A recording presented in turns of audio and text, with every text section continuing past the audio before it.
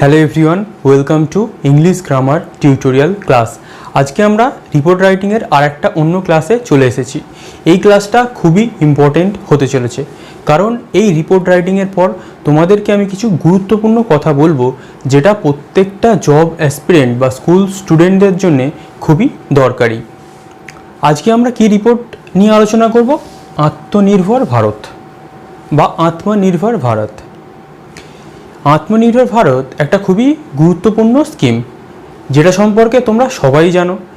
এর মূল বিষয়বস্তু হচ্ছে যে ভারতবর্ষকে বা ভারতবর্ষের প্রতিটি নাগরিককেও বলা যেতে পারে, বিশেষ করে ভারতবর্ষকে স্বয়ংসম্পূর্ণ হতে হবে। তাকে অন্যান্য প্রভাবশালী বা সম্পদশালী বা উন্নত দেশের ওপর নির্ভরশীল থাকলে হবে না।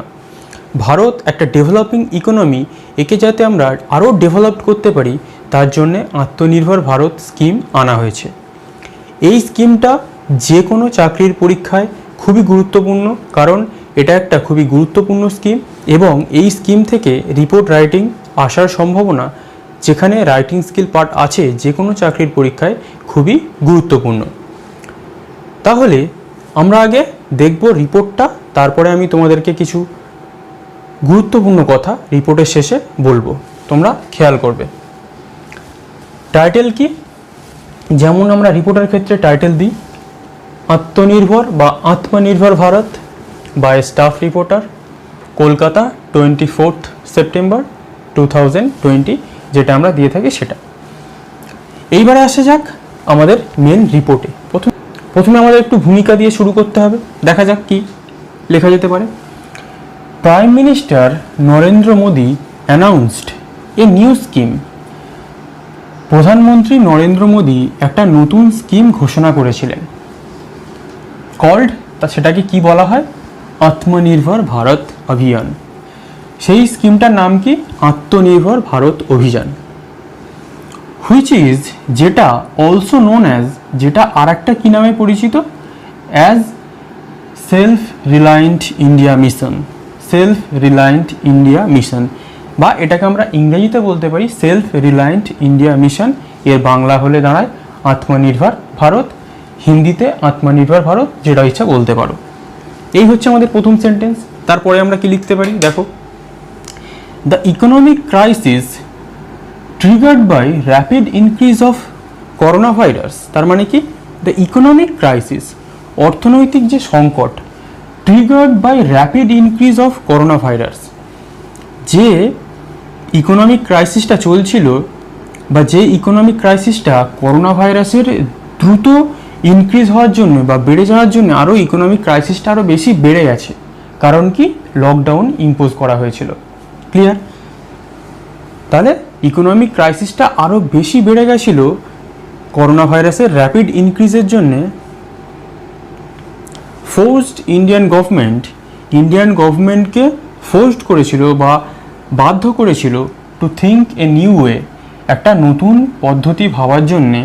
টু রিভাইভ ইন্ডিয়ান ইকোনমি, ভারতের অর্থনীতিকে রিভাইভ করার জন্যে বা পুনরুজ্জীবিত করার জন্যে। অ্যান্ড, এবং অ্যাজ এ রেজাল্ট, ফল হিসাবে, ইট gave birth to this new scheme. এর ফল হিসাবে এটা কি করেছিল? এই যে নতুন স্কিম আত্মনির্ভর ভারতের জন্ম দিয়েছিল। কারণ কি? যদি আমাদের করোনা না আসতো, যদি আমাদের লকডাউন না হতো, আমাদের ইকোনমিক ক্রাইসিস এতটা হতো না, তাহলে আমাদের এই স্কিমটা নিয়ে কোনো ভাবনা চিন্তাই হতো না। যেহেতু এত ক্রাইসিস এসে গেছে অর্থনীতিতে, তাই ভারত সরকার তার টপ লেভেলে ভাবতে বাধ্য হয়েছে কোনো একটা স্কিম আনার জন্যে, যেটা আমাদের ভারতের অর্থনীতিকে রিভাইভ করবে, সাথে সাথে ভারতবর্ষের নাগরিকদেরও সেলফ রিলায়েন্ট বা আত্মনির্ভর করবে, যাতে তাদের জীবন জীবিকায় কোনো সমস্যা না হয়। একটা কথা গুরুত্বপূর্ণ, যখন রিপোর্ট লেখার সময় কোনো পলিটিক্যাল বায়াসড হয়ে রিপোর্ট লিখবে না, তাহলে কিন্তু এক্সামিনার খাতায় নাম্বার দেবে না। সবসময় চেষ্টা করবে পলিটিক্যাল বায়াসড না হয়ে কিভাবে লেখা যায়। তারপরে কি?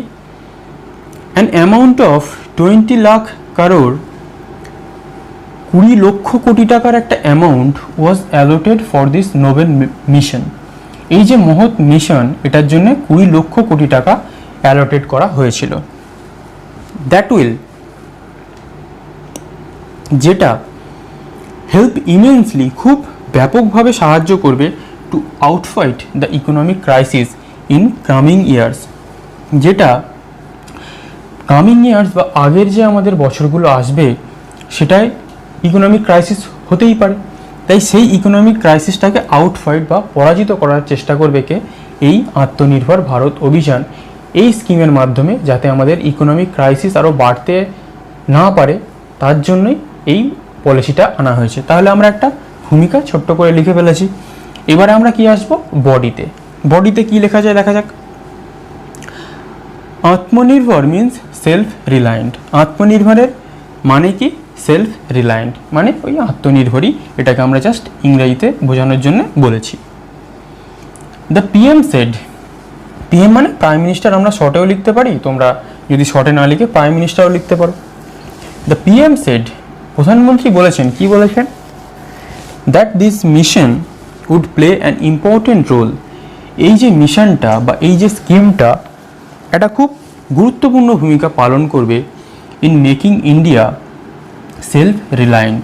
ভারতবর্ষকে আত্মনির্ভর তৈরি করতে এই যে স্কিমটা খুবই গুরুত্বপূর্ণ ভূমিকা পালন করবে, কারণ এখানে বিভিন্ন সলিউশনের কথা বলা হয়েছে, কি কি করা হবে, কি কি না হবে। কিন্তু আমরা রিপোর্টে অত কিছু লিখতে যাব না। কেন লিখতে যাব না? কারণ আমাদের কাছে যখন একটা রিপোর্ট পরীক্ষায় আসবে, সেটা আমাদের 99% ধরে নিতে হবে ওটা আমাদের কাছে আনকমন। যদি কমন এসে যায় খুবই ভালো, যদি রিপোর্ট সম্বন্ধে তোমরা খুঁটিনাটি ইনফরমেশান জানো সেটা তো অবশ্যই দেবে। কিন্তু আমি কেন ওই যে বেসিক ইনফরমেশান, জিডিপিতে কত, কোন শেয়ারে বা কোন খাতে কত খরচ হবে, কেন দিইনি? কারণ রিপোর্টটা আমাদের কিন্তু কমন আসবে না। আমি তোমাদেরকে রিপোর্টটা এইরকমভাবেই লেখাচ্ছি যাতে আমাদের কমন না আসলে আমরা কিভাবে লিখতে পারি। কমন রিপোর্ট আসবে না। যদি কোনো টপিক তোমাদের কমন এসে যায় এবং সেই টপিক সম্বন্ধে তোমাদের একটু ধারণা থেকে থাকে বা সেখানে ইনফরমেশান তোমরা জেনে থাকো, তবেই সেটাকে লিখবে। যদি ভুল ইনফরমেশান বা মনে হচ্ছে এটা হতে পারে, সেই রকম ইনফরমেশান দেওয়ার দরকার নেই, এক্সামিনার তোমাদের নাম্বার কেটে দেবে। যদি তোমাদের রিপোর্ট কমন না আসে তাহলে কিভাবে লিখবে সেইটাই আমি তোমাদের দেখানোর চেষ্টা করছি। তাহলে হয়ে গেল, the PM said that this mission would play an important role in making India self reliant. তার মানে কি, এই যে স্কিমটা চালু হয়েছে সেটা ইন্ডিয়াকে আত্মনির্ভর করতে খুব বড় ভূমিকা পালন করবে। তারপরে আমরা কি লিখতে পারি? But self reliant does not mean India will stop export and import. কিন্তু self reliant does not mean মানে আত্মনির্ভর মানে এটা নয় যে ইন্ডিয়া এক্সপোর্ট আর ইম্পোর্ট বন্ধ করে দেবে। এবং উইল অনলি প্রডিউস, এবং শুধুমাত্র will only produce and consume Indian goods, এবং শুধুমাত্র ইন্ডিয়াতে জিনিসপত্র তৈরি করবে এবং সেটাকেই কনজিউম করবে, এটা হতে পারে না। এটার মানে সেলফ রিলায়েন্ট নয়। এই জিনিসটা কিন্তু ভালো করে বুঝতে হবে, এটা কিন্তু খুবই ইম্পর্টেন্ট। কারণ আমরা যদি এক্সপোর্ট ইম্পোর্ট বা আমদানি রপ্তানি বন্ধ করে দিই, তাহলে কিন্তু আমাদের ইন্টারন্যাশনাল প্রোটোকল অনুযায়ী আমরা এটা করতে পারবো না। কারণ একটা ট্রিটি বা চুক্তি হয় সমস্ত বিশ্বের সাথে, যাতে সমস্ত দেশে ব্যবসা বাণিজ্য করতে পারে এবং প্রত্যেকটা দেশে এক্সপোর্ট আর ইম্পোর্টের সুবিধা থাকে। কারণ ইন্ডিয়া যদি সমগ্র বিশ্বকে ব্যান করে দেয়, তাহলে সমস্ত দেশ ইন্ডিয়ার বিরুদ্ধে চলে যাবে। কিন্তু সেলফ রিলায়েন্ট মানে কিন্তু এই নয় যে আত্মনির্ভর হচ্ছি মানে আমরা সমস্ত দেশকে আমাদের থেকে বিচ্ছিন্ন করে দেবো, সেটা কিন্তু নয়। কিন্তু যাতে আমরা অন্যান্য উন্নত দেশ যেসব পরিষেবা দেয় বা যেসব জিনিস উৎপাদন করে তাদের নাগরিকদের জন্যে, আমরাও যাতে সেই সব ডেভেলপড কান্ট্রির ওপর একদম পুরোপুরি ডিপেন্ডেন্ট বা নির্ভর যাতে না হয়ে যায়, সেই জন্যেই কিন্তু এখানে আত্মনির্ভর ভারতে এক্সপোর্ট আর ইম্পোর্টে অতটা গুরুত্ব দেওয়া হয়নি। কারণ এক্সপোর্ট ইম্পোর্ট করতেই হবে, তবুও ইন্ডিয়াকে চেষ্টা করতে হবে যাতে ইন্ডিয়া বিভিন্ন ক্ষেত্রে আত্মনির্ভর হতে পারে, ইন্ডিয়া যাতে অন্যান্য দেশের ওপর নির্ভরশীল না হয়। তাহলে এই পয়েন্টটা কিন্তু খুবই গুরুত্বপূর্ণ। তারপরটা কি? It means India will not always be dependable on other countries. এটার মানে এটাই যে ইন্ডিয়া সবসময় অন্যান্য দেশের প্রতি নির্ভরশীল হবে না। ওই আমি যে বললাম এক্সপোর্ট ইম্পোর্ট কিন্তু চলবে, কিন্তু তার মানে এই নয় যে ইন্ডিয়া সবসময় অন্যান্য উন্নত দেশের উপর নির্ভরশীল হয়ে থাকবে, বিশেষ করে চায়না, আমেরিকা এইসব দেশের প্রতি। তারপরে কি বলছে, India has the best of talents in every sector.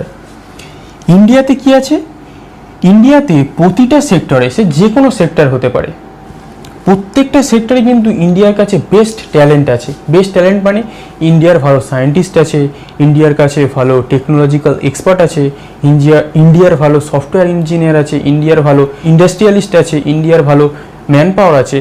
তাহলে এই ম্যান পাওয়ারকে আমাদের প্রতিটা সেক্টরে কিন্তু খুব ভালোভাবে কাজে লাগাতে হবে, তবেই কিন্তু আমরা আত্মনির্ভর হতে পারবো। তাই আত্মনির্ভর হতে গেলে ম্যান পাওয়ারকে খুব ভালোভাবে কাজে লাগাতে হবে, যেটা উন্নত দেশগুলো করে থাকে। তারপরটা কি বলছে, and it can make best products in every field. তাই কি, এবং এই যে সব ট্যালেন্ট আমাদের বিভিন্ন সেক্টরে আছে, তারা বিভিন্ন রকমের বেস্ট প্রোডাক্ট তৈরি করতে পারে। আমাদের যেমন ইসরো আছে, এরা একটা স্বনামধন্য প্রতিষ্ঠান সারা বিশ্ব জুড়ে। তোমরা কিছুদিন আগে চাঁদে রকেট পাঠিয়েছিল, তোমরা সবাই দেখেছো, যদিও ফেল হয়ে গেছে কিন্তু চেষ্টা তো করেছে। তাই ইন্ডিয়ার কাছে কিন্তু ভালো ভালো সায়েন্টিস্ট আছে যারা নাসাতে গিয়ে কাজ করে। তাই এইসব ম্যান পাওয়ারকে যদি আমরা খুব, বা এইসব ট্যালেন্টকে যদি আমরা খুব ভালোভাবে কাজে লাগাতে পারি, তাহলে ইন্ডিয়ার পক্ষে আত্মনির্ভর হওয়াটা কোনো ব্যাপারই নয়। তোমরা দেখবে এই করোনার সময় ইন্ডিয়াকে বেশিরভাগই কিন্তু চায়না, আমেরিকা এইসব দেশের ওপর নির্ভরশীল হতে হয়েছিল ওই যে ভেন্টিলেটর, অক্সিজেন দেওয়ার জন্যে। কিন্তু কিছুদিন পরেই আমাদের দেশের সায়েন্টিস্টরা খুব কম দামে ভেন্টিলেটর আবিষ্কার করে দিয়েছে, সেটা বিভিন্ন হাসপাতালে প্রোভাইড করা হচ্ছে। তাহলে ক্রাইসিসের মধ্যেই কিন্তু আমরা বুঝতে পারছি যে আমাদের দেশের ট্যালেন্ট কত। কিন্তু ক্রাইসিস যেহেতু আসেনি, আমরা ট্যালেন্টগুলোকে বুঝতে পারিনি, কিন্তু এখন প্রয়োজন হয়ে পড়েছে ইন্ডিয়াকে আত্মনির্ভর হওয়ার। তারপরে কি বলছে, India has immense possibility to become global leader. ইন্ডিয়ার খুব বড় সম্ভাবনা আছে গ্লোবাল লিডার হওয়ার। বিশ্বের সারা বিশ্বকে দাপানোর ইন্ডিয়ার মারাত্মক কি আছে, সম্ভাবনা আছে। তারপরে কি, বাট ফর দিস, কিন্তু এই জন্যে the citizens of India must stand with their country. কিন্তু এই কারণে ইন্ডিয়ার নাগরিকদের তার দেশের প্রতি কর্তব্য পালন করতে হবে, বা তার দেশের পাশে দাঁড়াতে হবে।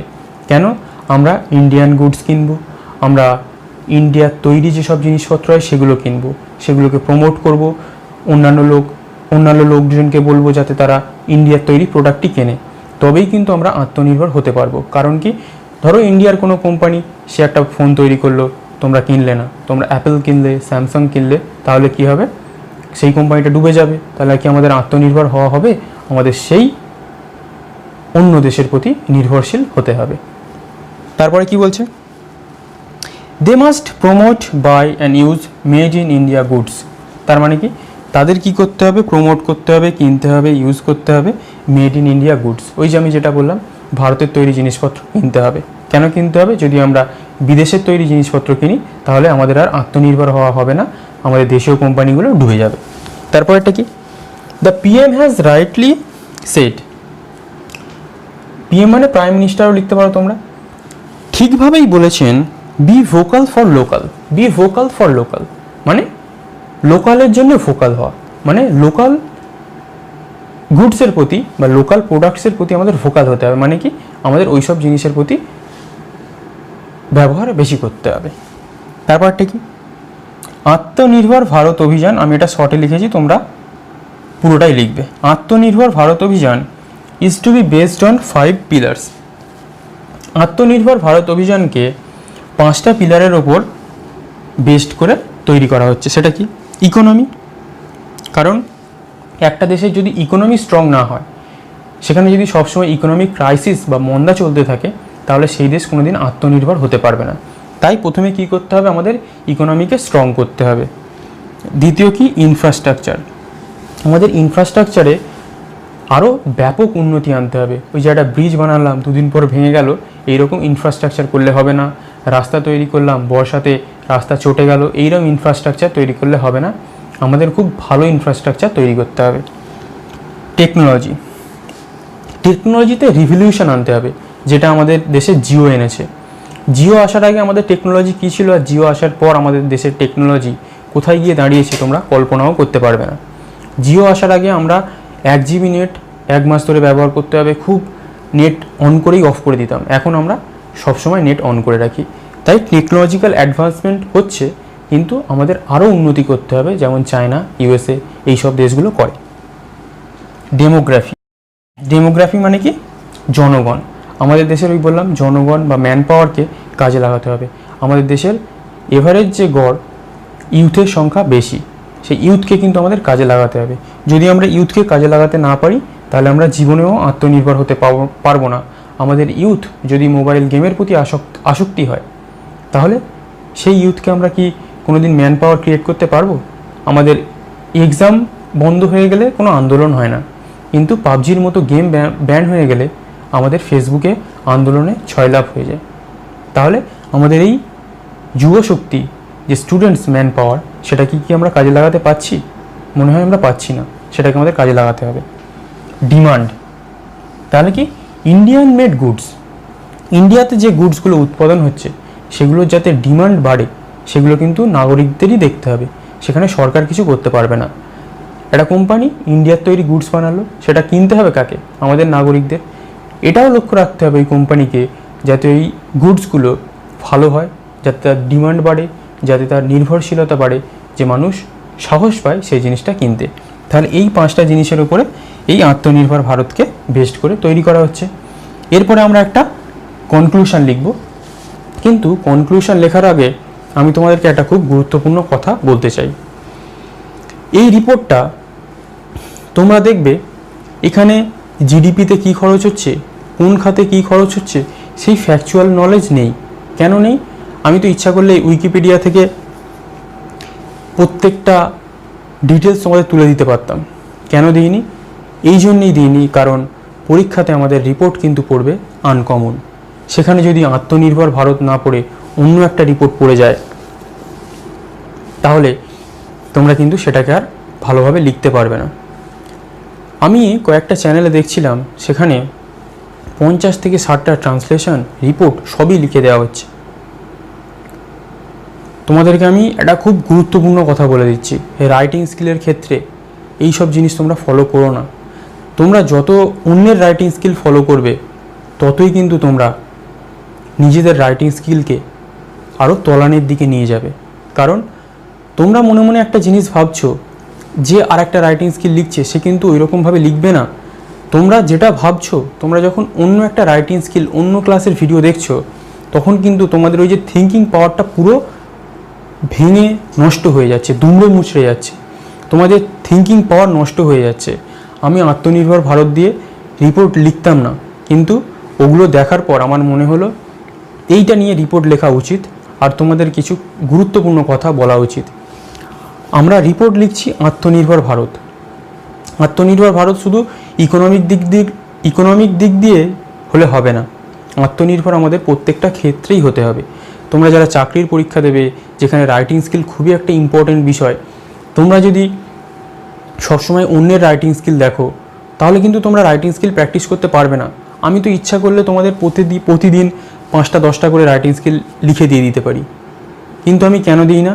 কারণ আমি চাই না তোমাদের রাইটিং স্কিল, লেখার দক্ষতাটা নষ্ট হয়ে যাক।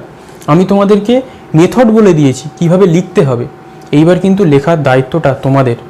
তোমরা যদি রাইটিং স্কিল নিজে থেকে না লেখো, সেটা ভুল হোক ঠিক হোক, তাহলে কিন্তু তোমাদের রাইটিং স্কিল কোনোদিনই ডেভেলপড হবে না। তোমরা কোনটা ভুল লিখছো, কোনটা ঠিক লিখছো, অন্যের রাইটিং স্কিল দেখলে সেটা তোমাদের ডেভেলপড হবে না। তাই যারা জব অ্যাসপিরেন্ট তাদেরকে আমি বলছি, আত্মনির্ভর হও রাইটিং স্কিলের ক্ষেত্রে। ওই জন্যই আমি আত্মনির্ভর ভারত রিপোর্টের টপিকটা নিয়েছি, যাতে এই গুরুত্বপূর্ণ কথাগুলো আমি তোমাদের বলতে পারি। আমি কিন্তু তোমাদের বেশি টপিকের ওপর রিপোর্ট লিখে দেব না। আমি জানি এই সব টপিক দিলে আমার ভিউ অনেক বেশি হয়, কিন্তু তবুও আমি দেব না, কারণ তোমাদের ক্ষতি আমি চাই না। আমি চাই তোমরা সেলফ রিলায়েন্ট হও, যেটা এখানে বলা হয়েছে, আত্মনির্ভর হও। আত্মনির্ভর না হলে রাইটিং স্কিল কিন্তু তোমরা কখনোই লিখতে পারবে না। সেটা শুধু রিপোর্ট বলে নয়, সেটা প্রেসই হোক, ট্রান্সলেশন হোক, এডিটোরিয়াল লেটার হোক, যাই হোক।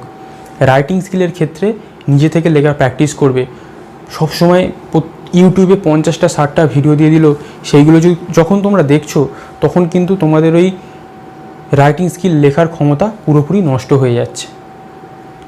এটা আমার ক্ষেত্রেও হয়েছিল। আমি যখন অনার্স পড়তাম, আমি অন্যের রাইটিং ফলো করতাম আর আমি দেখতাম যে আমার যে নিজের থিঙ্কিং পাওয়ার সেটা আমি কিছুতেই ডেভেলপ করতে পারছি না। আমি নিজে থেকে রিপোর্ট লিখতেই পারছি না। খালি মনে হতো স্যার যদি আমাকে রিপোর্টটা লিখে দেয় তাহলে আমার পক্ষে খুব ভালো হয়, আমি রিপোর্টটা করতে পারি।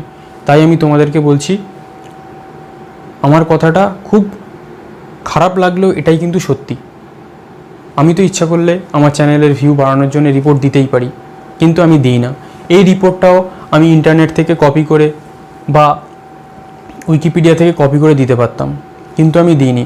আমি নিজের মতো করে সহজ ভাষায় লিখে দিয়েছি যাতে তোমরা নিজেদের যে থিঙ্কিং পাওয়ার সেটাতে বুঝতে পারো যে আমি লিখছি মানে তুমিও লিখতে পারো। আর বিভিন্ন চ্যানেলের যে রিপোর্টগুলো থাকছে সেখানে ফ্যাকচুয়াল নলেজে ভর্তি। অত ফ্যাকচুয়াল নলেজ আমরা কিন্তু পরীক্ষার সময় মনে রাখতে পারবো না। যদি খুব ভুলবশত রিপোর্ট কমন আসে বা ওই টপিক সম্বন্ধে আমাদের কিছু ফ্যাকচুয়াল নলেজ জানা থাকে তবেই আমরা পারবো। যখন আমাদের রিপোর্ট কমন আসবে না তখন কিন্তু আমরা ব্ল্যাঙ্ক হয়ে যাব। তাই বেশি ফ্যাকচুয়াল নলেজ অতটাও দরকার নেই। রিপোর্ট তোমাদের মতো করে একটা খুব সুন্দর রিপোর্ট ওই টপিকটা সম্বন্ধে জানার জন্য তোমরা প্রত্যেক দিনের পেপার পড়ো, সেখান থেকে একটা তোমাদের আইডিয়া তৈরি হবে যে তোমরা কীভাবে রিপোর্টটা লিখবে। এই জিডিপিতে এত খরচ হয়েছে, এই সেক্টরে 50%, ওই সেক্টরে 40%, এইভাবে এই 20 লাখ টাকা খরচা হবে, এগুলো যদি আমি বলতে চাই তাহলে নিজস্ব সত্তা আর আমার কিছু রইল না। আমি উইকিপিডিয়াতে যা আছে সেটা কপি করে তোমায় দিয়ে দিলাম। তাই জ্ঞান বেশি হয়ে গেল, তবে যেটা বললাম তোমাদের ভালোর জন্যই বলেছি। তাহলে এরপরে আমরা কনক্লুশনটা দেখব। তাহলে অনেক বেশি কথা হয়ে গেছে, এবার কনক্লুশনটা দেখে নেওয়া যাক। কনক্লুশনে আমরা কি লিখতে পারি? এটা 3 নম্বর, প্রথমটা আমি মুছে দিয়েছি, এটা 2, যেটা মুছে দিয়েছি সেটা 1। 3 নম্বরটা এটা হচ্ছে কনক্লুশন, তোমরা আলাদা প্যারা করে লিখবে এইটার পর।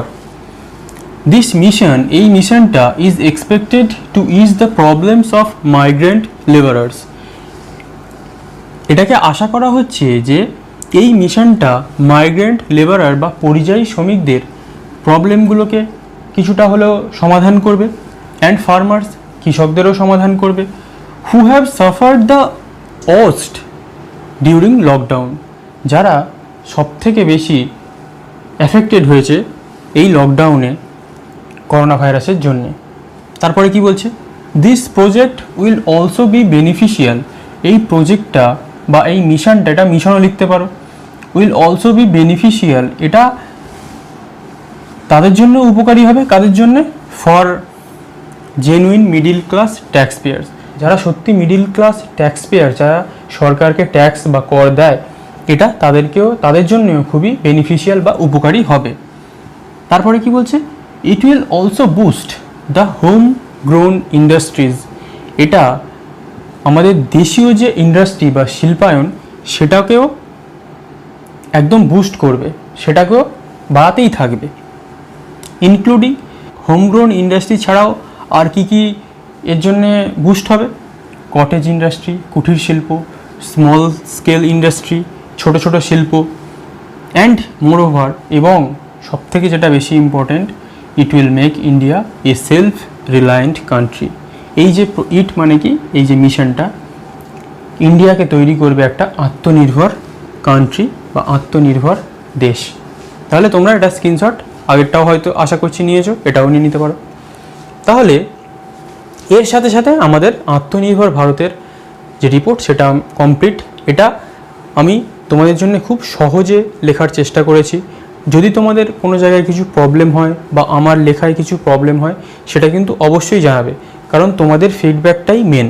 তোমাদের যদি ভালো না লাগে বা রিপোর্টটা মনে হয় ভালো হয়নি, তাহলে আমাকে আরও ইমপ্রুভমেন্ট করতে হবে, কিভাবে তোমাদের আরও ভালো শেখানো যায়।